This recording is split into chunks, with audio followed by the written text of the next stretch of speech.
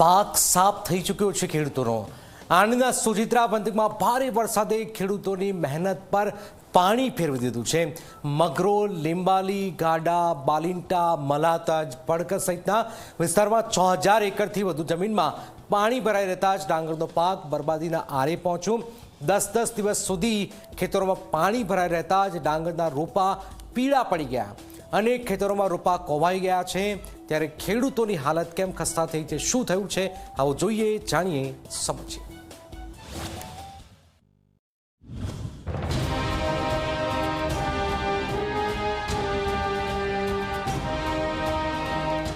આ દ્રશ્યો સોજિત્રા પંથકના છે કે જ્યાં નજર કરો ત્યાં ખેતરોમાં પાણી જ પાણી જોવા મળી રહ્યું છે। મગરોલથી લઈને લીંબાલી, ગાડા, બાલિંટા, મલાતજ અને ભડકર સુધી વરસાદી પાણીનો ભરાવો ખેડૂત માટે આફત બની ગયો છે। સોજિત્રાના ગાડા, બાલિંટા સહિતના વિવિધ ગામોના 6000 થી વધુ એકર જમીનમાં પાણી ફરી વળ્યા હતા। પાણી તો હવે ઓસરી ગયા છે, પરંતુ ખેડૂતોનો જે મહામૂલો ડાંગરનો પાક રોપેલો હતો, જોઈ શકાય છે કે આ પાક કોહવાઈ ગયો છે, પીરો પડી ગયો છે અને તેને લઈને ખેડૂતોને ભારે આર્થિક નુકસાન થયું છે। મોંઘા ભાવના બિયારણ અને ખાતર લાવી અનેક સ્વપ્ન સાથે તેઓએ ડાંગરની રોપણી કરી હતી, પરંતુ આ વરસાદે ડાંગરની રોપણી બોરાણમાં જતા અત્યારે જે ડાંગરનો પાક હતો તે બિલકુલ નિષ્ફળ ગયો છે। જોઈ શકાય છે આ પાક બિલકુલ ખલાસ થઈ ગયો છે અને ખેડૂતોને ભારે આર્થિક નુકસાન થયું છે।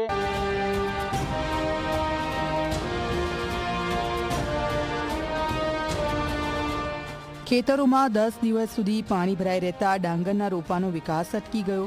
રોપા પીળા પડી ગયા, અનેક જગ્યાએ મૂળમાંથી જ રોપા કોહવાઈ ગયા અને હવે પાક સુકાઈ જવાની સ્થિતિમાં છે। અત્યારે અમારે કરવું શું? તો સરકાર કંઈક આલે સહાય તો અમે ફેરીથી ઊભા થઈએ। અત્યારે કંઈથી ધરું લાગીએ, કંઈથી પૈસા છે નહીં, આવું બધું વેચાતો લાવવું પડે। અમારી દવા, ખાતર બધું ગયું।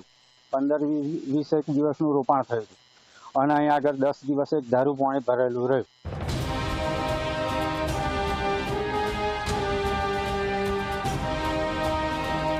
એક તરફ વરસાદે પાકને નુકસાન પહોંચાડ્યું છે તો બીજી તરફ ખેડૂતોની મહેનત અને મૂડી પણ પાણીમાં ગઈ છે। ડાંગરની રોપણી માટે ધરું, ખાતર અને દવાઓ પાછળ ખેડૂતોએ મોટો ખર્ચ કર્યો છે। 1 વીઘા પાછળ અંદાજે 15 થી 20 હજાર રૂપિયા સુધીનો ખર્ચ થયો છે। કેટલાક ખેડૂતોએ તો એક વખત નહીં પરંતુ 2 વખત ડાંગરની રોપણી કરી હતી, પરંતુ સતત વરસાદે ફરી પાકને નુકસાન પહોંચાડતા ખેડૂતો સામે હવે મોટો સવાલ છે, ફરી વાવેતર માટે પૈસા લાવવા ક્યાંથી?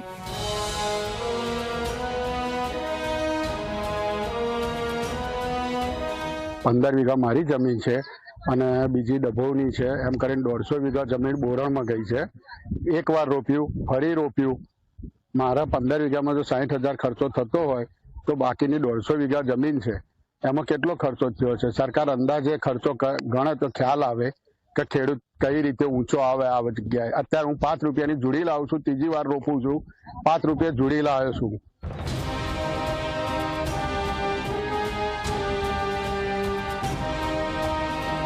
હાલ ખેતરમાંથી પાણી ઓસરવા લાગ્યું છે, પરંતુ પાણી ઓસર્યું છે, નુકસાન નહીં।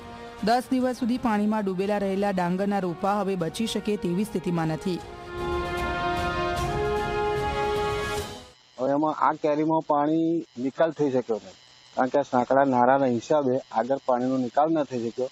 એટલે પાછળ આપણે દેખાય છે, આપણી નજર પહોંચે ત્યાં સુધી જોઈ લો, આપણી આ રોપેલી ડાંગર, ખેડૂતોના ખર્ચા કરેલા આ બધું માથે પડેલું છે। દવા, ખાતર આ તે બધું કર્યું, પણ એક માત્ર નિકાલ ન થવાના કારણે આ એકદમ ઓચિતાનું પાણી ભરાઈ ગયું અને બધા ખેડૂતો પાયમાં લઈને આવે છે। અત્યારે